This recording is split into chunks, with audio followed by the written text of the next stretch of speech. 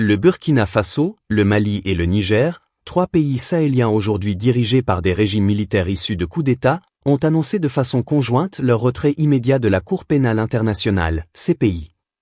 Dans leur déclaration, ils ont décrit la Cour comme un outil colonial, travesti en institution universelle de justice. Cette décision constitue une rupture avec près de 2 décennies de relations ambiguës entre l'Afrique et la CPI. Depuis sa création en 2002, cette cour basée à La Haye avait pour ambition affichée de juger les crimes les plus graves, crimes de guerre, crimes contre l'humanité et génocide. Mais dans la pratique, ces enquêtes et poursuites se sont presque exclusivement concentrées sur le continent africain.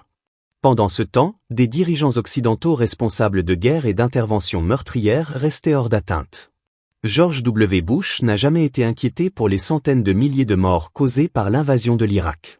Tony Blair n'a jamais eu à rendre de compte pour la déstabilisation de la Libye. Nicolas Sarkozy, qui a précipité la chute de Kadhafi en 2011, n'a jamais été jugé pour les conséquences catastrophiques de cette intervention sur toute la région. Face à cette justice sélective, le Sahel a dit stop. L'Afrique, qui pendant longtemps a été considérée comme un simple terrain de chasse judiciaire, affirme désormais qu'elle ne sera plus soumise à une juridiction étrangère qui applique des règles différentes selon la puissance des États concernés. Ainsi, ce retrait ne se limite pas à une démarche administrative. C'est une déclaration de souveraineté.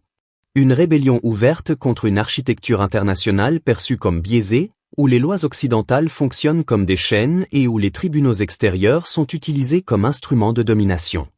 Le 23 septembre 2025, la nouvelle est tombée. Les 3 pays du Sahel quittaient la CPI. Contrairement aux annonces diplomatiques habituelles, souvent accompagnées de conditions, de délais ou de promesses de révision, cette décision a été directe et irréversible. Le geste est lourd de symboles. Il signifie que ces pays ne reconnaissent plus l'autorité d'une cour qui, pendant 20 ans, planait comme une menace constante au-dessus de leurs dirigeants, de leurs soldats et de leur politique de sécurité. À travers cette décision, ils affirment que la définition de la justice internationale ne leur sera plus imposée de l'extérieur. Cette rupture a pris l'Occident de court. Les chancelleries de Bruxelles, Paris, Londres et Washington y voient une faille inquiétante dans l'ordre international établi. Car si 3 États relativement pauvres, fragiles et dépendants de l'aide internationale sont capables de défier la CPI, pourquoi d'autres, plus puissants ou plus influents en Afrique, n'en feraient-ils pas autant? Le risque est celui d'un effet domino. L'Union africaine, qui depuis des années critique ouvertement la CPI, pourrait se saisir de ce précédent pour encourager une sortie collective. Dans un tel scénario, la Cour perdrait presque toute légitimité sur le continent africain, là même où elle avait concentré l'essentiel de son activité. Ce retrait n'est donc pas seulement un événement juridique, mais une bombe politique et symbolique. La CPI, censée être un tribunal des plus grands crimes, se retrouve elle-même placée sur le banc des accusés ou accusés d'hypocrisie, de partialité et de servir les intérêts des puissants. Pour comprendre pourquoi le Sahel a franchi ce pas décisif, il faut revenir sur la relation complexe entre l'Afrique et la CPI. À sa création en 2002, le projet de la Cour pénale internationale avait suscité un immense espoir.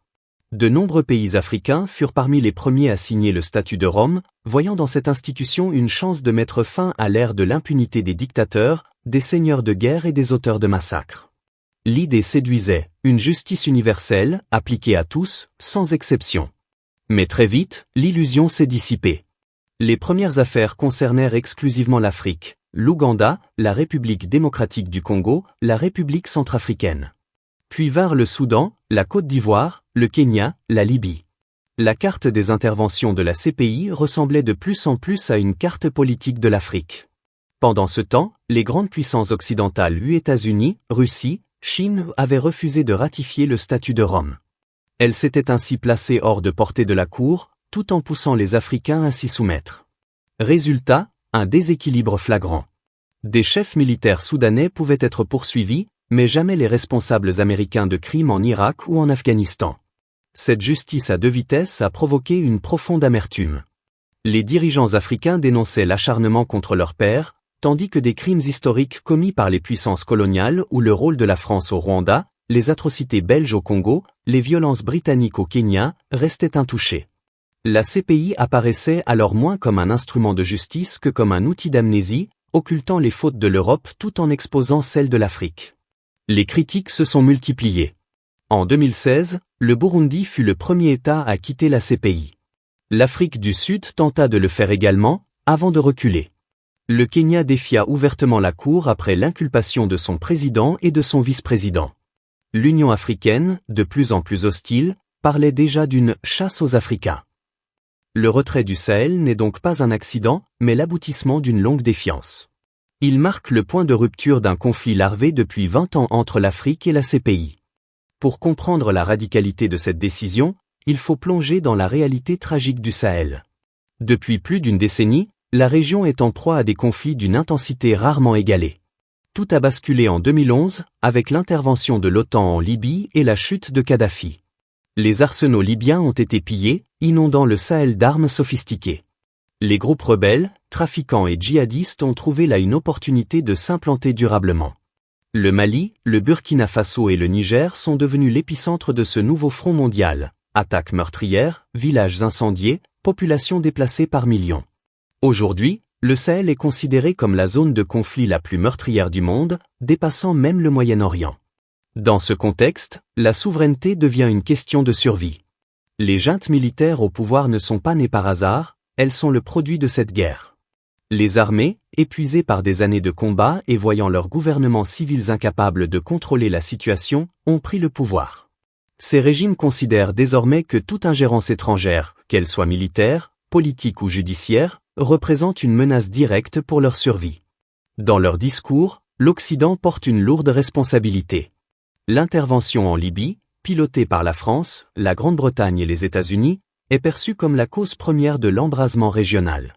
Or, ces puissances qui ont allumé l'incendie se permettent aujourd'hui de juger la manière dont les Africains tentent d'éteindre les flammes. Dès lors, accepter que la CPI enquête sur les armées sahéliennes reviendrait, pour ces régimes, à criminaliser la défense de leur propre peuple. Les soldats du Sahel ne sont pas des mercenaires lointains, ce sont des frères, des cousins, des fils des villages en guerre. Pour Bamako, Ouagadougou et Niamey, il est inacceptable que leur sacrifice soit jugé à la haie par des magistrats étrangers. Ainsi, la sortie de la CPI n'est pas seulement une contestation juridique. C'est l'affirmation d'un principe fondamental. Les Africains ne laisseront plus des institutions extérieures décider de leur souveraineté, surtout dans une guerre qu'ils considèrent avoir été provoquée de l'extérieur.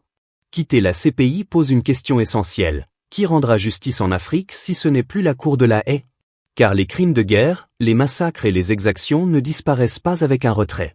C'est ici que les 3 pays sahéliens avancent une réponse audacieuse, développer des mécanismes africains de justice, enracinés dans leurs propres traditions et adaptés à leur réalité.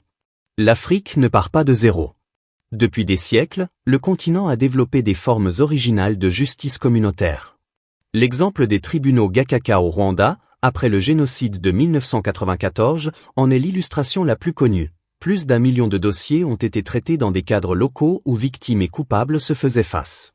Bien qu'imparfait, ce système a permis une réconciliation nationale à une échelle qu'aucune cour internationale n'aurait pu gérer.